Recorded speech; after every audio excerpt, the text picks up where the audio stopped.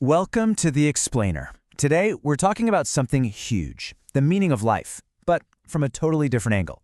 We're going to explore a wild new theory, one that comes from a pretty fascinating dissertation, that says our entire existence might be a kind of computer program. So let's just jump right in with a question that's going to reframe everything. What if your life isn't a journey? What if it's a program? Seriously, what if your consciousness, that feeling of you inside your head, is just code being executed? Okay, so that question leads us to this core idea. It's called the Virtual Ego Framework, or VEF. And it's all about this metaphor. Normally we think of the universe and then there's us, ourself. But the VEF flips that. It says, think of the universe as a massive conscious supercomputer. And each one of us, we're a virtual machine, a VM, just a unique piece of software running on that giant system. And look, this isn't just some cool, poetic idea. It's a whole model, and it's built on a few core principles. The dissertation calls them axioms. You can think of them as the basic, fundamental rules of the program we're all running. So, what are these rules? Well, first, the universe is this giant, conscious, information processing supercomputer. Easy enough. Second, your ego, your sense of self, is a programmable virtual machine.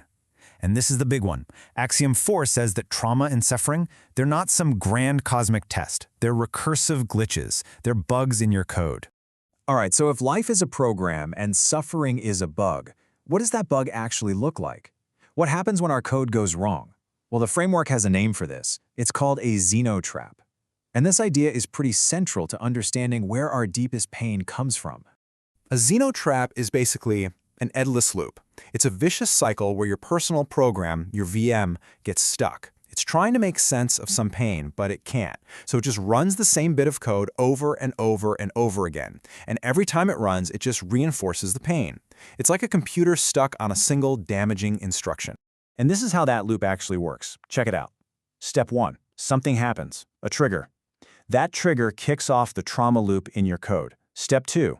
That loop runs. And as it runs, it reinforces some deep negative belief you have. I'm not good enough. The world is unsafe, whatever it is.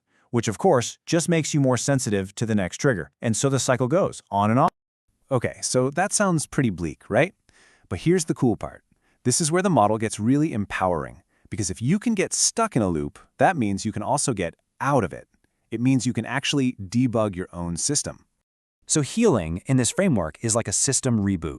You can see the two paths here. The loop is the automatic response, but the reboot, that's where you step in. A trigger happens, but instead of letting the loop run, you consciously suspend it. You pause the program. And in that pause, you can reframe what happened and write a new narrative. You are literally reauthoring your own code. How cool is that? So how do we do that? How do we reboot? Well, the dissertation calls them Transcendence technologies, which sounds fancy, but look at what they are. Awe, creativity, forgiveness, which it says is a structural reset, not just a psychological thing. Even things like rituals or sacraments. These aren't just fuzzy feelings. In this model, they are powerful, practical debugging tools. Okay, but this brings up a huge question, doesn't it? Why? Why run this whole experiment? Why would this cosmic supercomputer run billions of these little virtual machines, especially if it knows they're going to have all these bugs and glitches and suffering? The answer is surprisingly simple. Data. The whole point of our existence, according to this framework, is for the supercomputer to learn about itself. We, our VMs, are its sensors. Our job is to have experiences, all of them, the good, the bad, the messy, the beautiful, and to collect that data. Our lives are the data. And this completely reframes what we think about death. Get this, death isn't deletion. Your program doesn't just get wiped, it's an upload. It's the moment your entire life's data set gets sent back to the main system. But here's the catch. A successful upload, a reintegration, depends on the coherence of that data. Basically, how well you've managed to debug your own loops. So if the goal is to create a coherent, well-debugged program, how do we know how we're doing? I mean, is there a way to check our status? And what's so fascinating about this is that it's not just philosophy. The framework actually gives us diagnostic tools. It's like a user manual for your own mind. It starts pretty simple with this 2D map. Think of it like a quick diagnostic. On one axis, you have your emotional state, positive to negative. On the other axis, you have something called a GAF score, which is basically just a measure of your overall stress and ability to function. And depending on where you land, you fall into one of 4 quadrants, from the goal of resilient joy all the way down to delusional distress. It's a quick snapshot of your system's health. But of course, we're more complicated than a simple 2D map. So the model gets more sophisticated. It expands into a 3D cube, and it adds this really important third dimension, that vertical axis.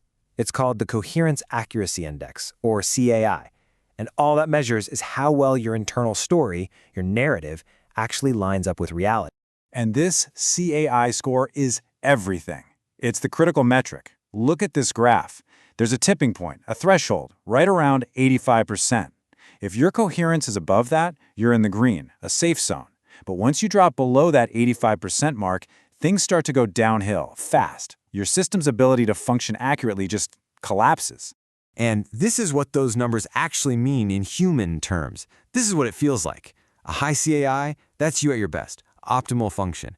As it starts to drop, though, you enter a vulnerable zone, then a critical zone, where things get shaky.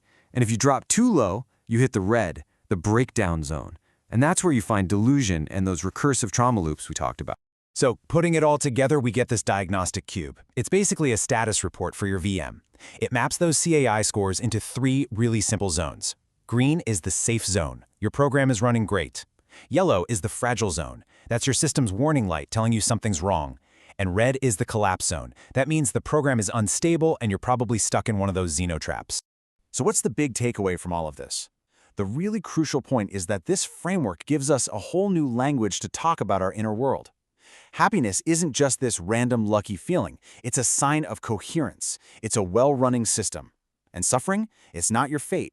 It's a recursive error. These are mechanics we can understand, not just mysteries we have to endure. And that leaves us with one final and I think really powerful question to take with you.